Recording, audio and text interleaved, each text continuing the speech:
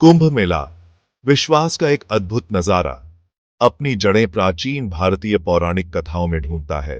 समुद्र मंथन की कहानी में, जो कि ब्रह्मांडीय सागर के मंथन की कहानी है।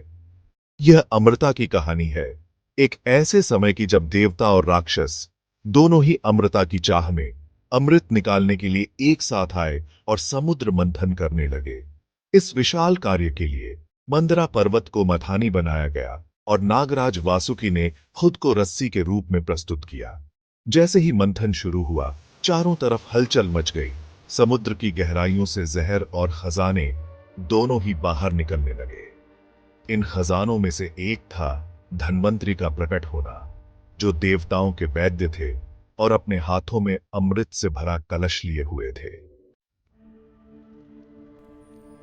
अमृत कलश को पाने के लिए देवताओं और राक्षसों के बीच एक भयंकर युद्ध छिड़ गया।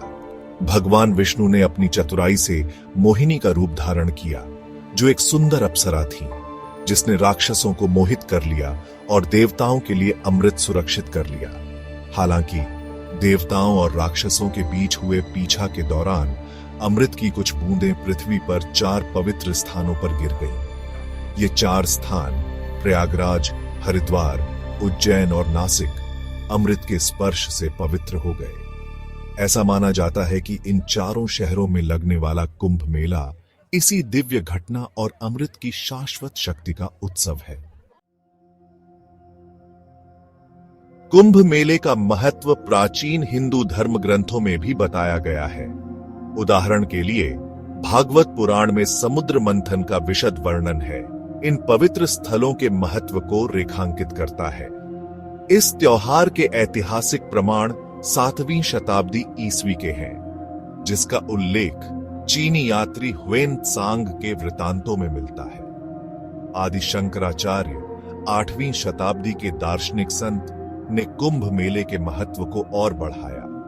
उन्होंने आध्यात्मिक विकास और एकता को बढ़ावा देने की इसकी क्षमता को पहचाना। उनके प्रयासों से इस त्योहार को एक भव्य धार्मिक समागम का रूप मिला।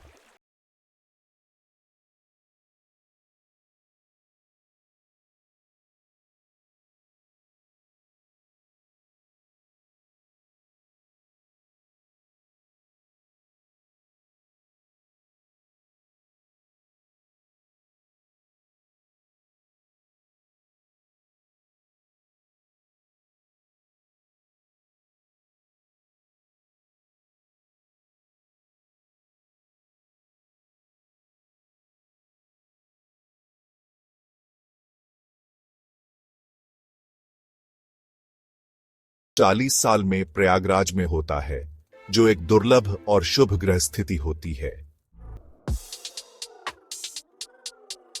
Unity in diversity, the Kumbh Mela tapestry. अपने धार्मिक महत्व से परे कुंभ मेला भारत के विविध सांस्कृतिक और सामाजिक ताने बाने का एक जीवंत चित्रण है। विभिन्न संप्रदायों के साधु और संत अपनी अपनी विशिष्ट परंपराओं और रीति रिवाजों के साथ एक साथ आते हैं।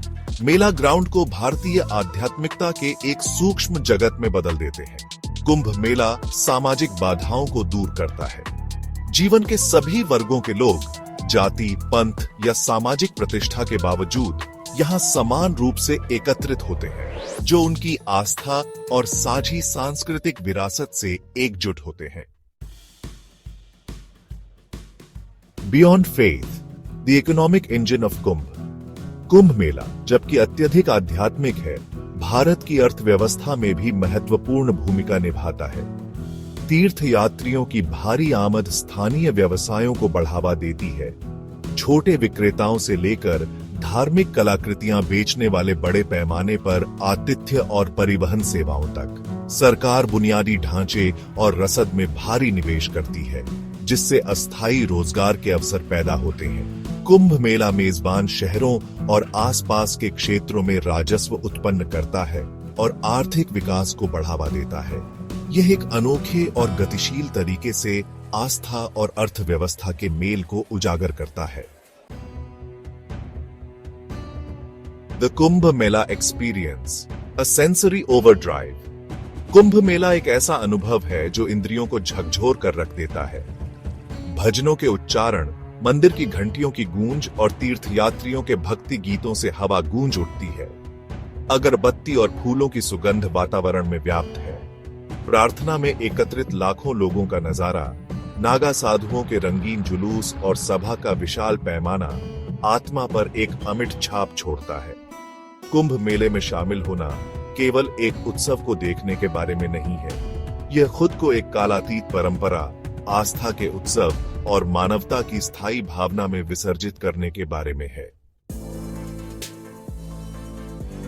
The legacy of Kumbh an enduring symbol. Kumbh Mela सिर्फ एक धार्मिक मेला नहीं है, यह आस्था के प्रकाश स्तंभ, एकता के प्रतीक और भारत की समृद्ध सांस्कृतिक विरासत के प्रमाण के रूप में खड़ा है। यह आध्यात्मिक ज्ञान की शाश्वत खोज और विश्वास की एकीकरण शक्ति की याद दिलाता है। जैसे जैसे समय का चक्र आगे बढ़ता है, कुंभ मेला निस्संदेह आने वाली पीढ़ियों के लिए विस्मय, भक्ति और साझा मानवता की भावना को प्रेरित करता रहेगा।